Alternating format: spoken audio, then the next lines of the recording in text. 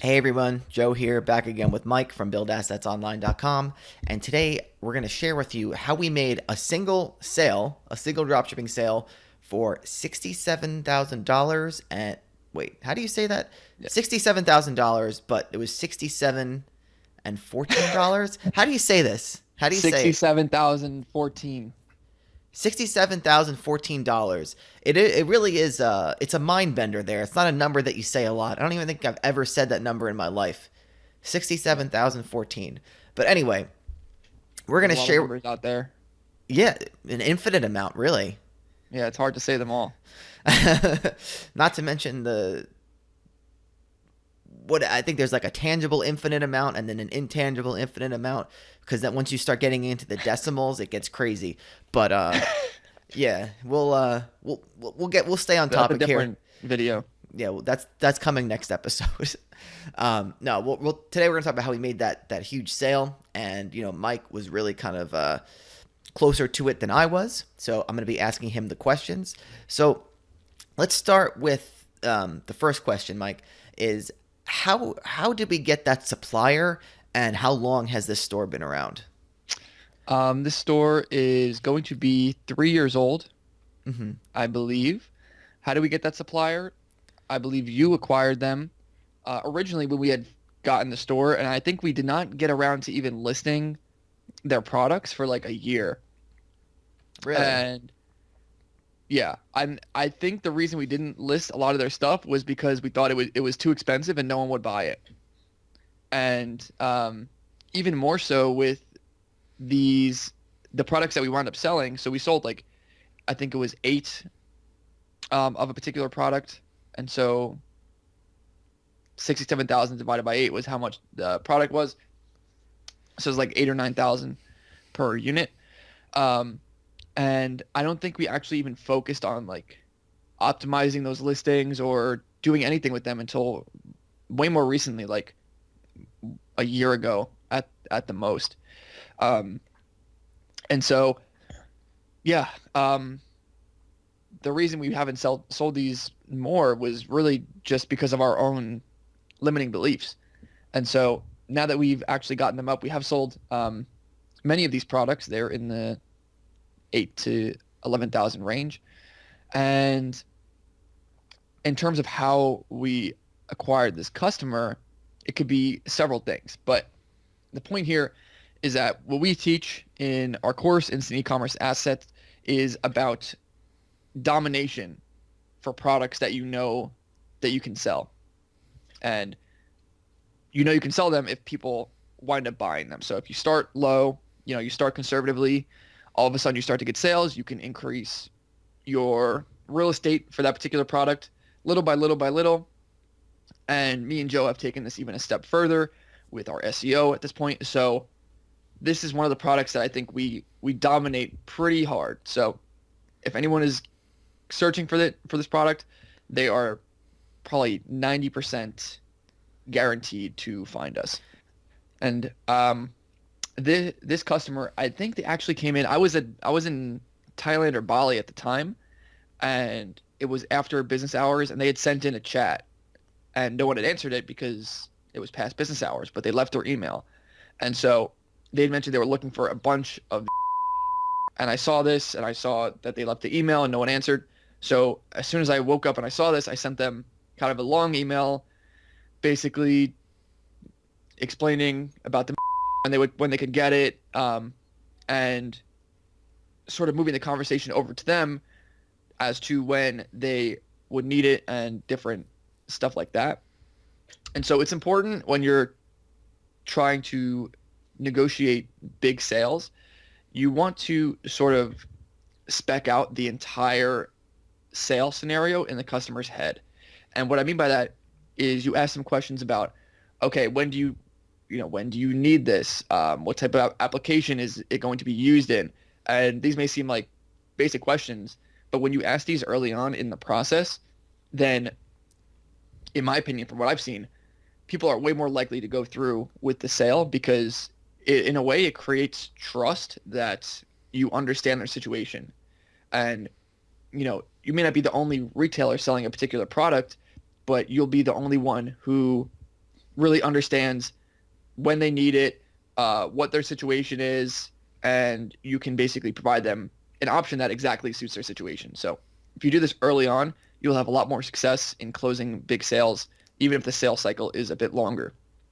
And so, um, yeah, this customer was a bit of a different case because they had some special requirements. They were a big company, and I, again, was overseas, so I had arranged for you to do the call, which is something you rarely ever do. Um, but so I arranged a call with you, the customer, and our rep. And this was because, again, the customer kind of had special requirements that we did not fully understand, and we wanted to communicate expertise. And so we arranged this call. You can kind of go into that, but so why don't you talk about that, and then we'll kind of wrap it up. I mean, yeah, honestly, there's not that much to talk about, and that's because I just kind of arranged the phone call, and the supplier did most of the talking about the product. Hmm. Um, so I just said, "Hey, customer, how's it going? We're gonna start the conference call now. Let's get our supplier on the line." They did most of the talking, and yeah, I want to touch on what you said before. Actually, is it's really about search engine real estate is the name of the game here. And if you listen to our last episode, we talked about how someone like someone that's selling similar products like a Home Depot or a Wayfair, not everyone is buying not everyone is buying a single one of these products that we're talking about here, the one that we sold 8 or 9 of. Um, but there are a select few group of people that are looking for them, and whether it's a few sales a month or however many sell in a given year, when you dominate those terms that no one else is paying attention to, the big companies, because it's not worth it for them, that's how you, as a small company, can make a lot of money very, very quickly. So, yeah, in terms of the phone call, really, really not much to say. The supplier kind of closed the deal for us, and they were happy, of course, that we brought in the lead. So Hmm. that's kind of what we're there for, is to make the sales and bring in the leads. And so the supplier, they're as happy as a clam when we do that.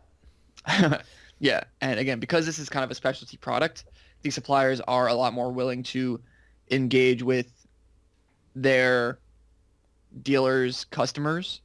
If you're selling like a basic commodity, the suppliers, you're not going to really have a that much of a relationship with them because there's not much to say. But with these products, there is a lot more to take in. So yeah, they were happy to sort of help us out. And yeah, once I had gotten back from Thailand, I just gave the customer a call, made sure everything was cool in terms of what had taken place over the phone, and got their logistics. Basically told them if they wanted to meet these, they basically had to order. They had to order right away, and they sent the check. The check was there the next day, and that's it.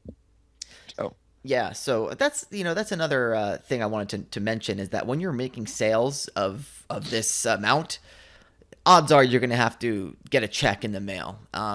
These people are not going to go check out on Shopify, most likely, and that's just the nature of the game. I mean, and also you don't necessarily want to take the hit of the 2 or 3%, you know, whatever Shopify plan you're on. A certain percentage goes to Shopify payments, or whether you're using PayPal. When you get into those high numbers, that's a big amount. So be ready to act like a real business and receive a check. yeah, absolutely. Some people will pay via credit card. It's not uncommon. I think we've had orders like over $20,000 through credit card. I think that's like one of our biggest. But yeah, people. It's just basically some companies work by sending purchase orders, and then you send an invoice, and then they send you a check, or they do like a bank transfer. Other companies will do credit card. It just depends, and so you just need to be aware of that. But yeah, really, the main takeaway here is search engine real estate. And this is why high ticket dropshipping is so powerful, because each search term that's related to a product, that product has a certain margin for you. And it's just kind of like, it's almost like gambling, but way easier and way more effective. Because if you know that if someone buys one of these products, you make $3,000 or $2,000, whatever it is, then every click is almost like you're spinning the wheel. You know, you're pulling down the lever, and eventually, you know, if you're playing penny slots, and you know the basic jackpot is $3,000, you can do it all day. And so that's why, you know, you invest in having text ads at the front. You invest in having shopping ads at the front. You invest in ranking organically at the front. And now all of a sudden, you know, you have all these pieces in play. And so the customer really has no choice but to click you, and you look like the authority. Yeah, I think no matter, you know, they do those studies where they say that, but I don't know the exact like percentages, but the majority of people who do a Google search click like the top 3% of results.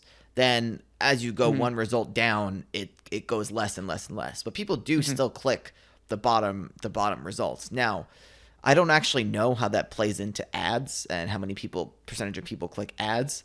I'm assuming a lot of people click them because we get a lot of traffic from them. And you know what's kind of funny is a lot of times with Google, and we actually heard someone say this at a conference, the only conference we ever went to years ago.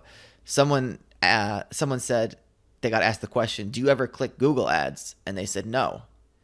And I think most people will answer this, but they would be incorrect because they click the ads and they don't end up clicking the ad, or they don't think they're clicking the ads, because Google has a lot of clever ways of hiding what ads are these days, and they're actually making it harder and harder for the people who are doing search engine optimization to get a percentage of the clicks. So I think the real magic comes in terms of high ticket dropshipping is when you have the ads and then you have the organic search results under it.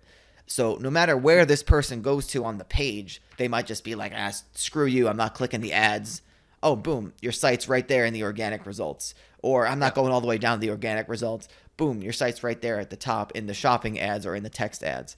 So that's really what it's all about, and you know, maximizing the chance that when you have something that you can make a huge sale off of, you want to be right there. Yeah, and people say they don't click Google ads, but that's also a lie, because everyone uses Google shopping ads. Yeah, 'cause they don't even know that those are ads. You know? Yeah. It's crazy. 100% of people use Google Shopping. So, but yeah, that's really the thing. We will never know 100% this customer's first touch point, because they're not going through like a back end they're not going through the website, putting in their card information, doing the checkout, and then getting pixeled like that with conversion tracking. So we'll never know what they hit first, but we know that if they're searching for that term, we're there. And no matter how they got there, it wound up in our favor. Exactly. And guys, don't forget to check out the free course. We're going to wrap it up, but I have one more thing to say. Don't forget to check out the free course, the Online Asset Playbook. And, you know, if you're on YouTube, be sure to like and subscribe. And if you're on iTunes or another platform, do the same thing there as well. And there is one thing I wanted to say before we sign off about Google Ads. Google has a lot of these clever ways now of integrating ads into the search results. So if you search for best juicer, what you're likely to see is that it says the answer snippet, the top thing, and it says according to the juicerboys.com, these are the 10 best juicers. But then it'll show the pictures of the juicers, because it'll sync up with something it has in its product database. So you can click. It'll show the affiliate site that's selling the juicers, but then it'll sometimes also show the juicers themselves on the Google ads. So you know they're getting really creative with how they're doing things, and their whole business is you clicking ads. So they want you to they're going to make people click those ads at whatever means Mhm. necessary. Actually, one last thing. We also run we also run YouTube ads for this brand. So that is something that will be coming to our e-commerce course soon.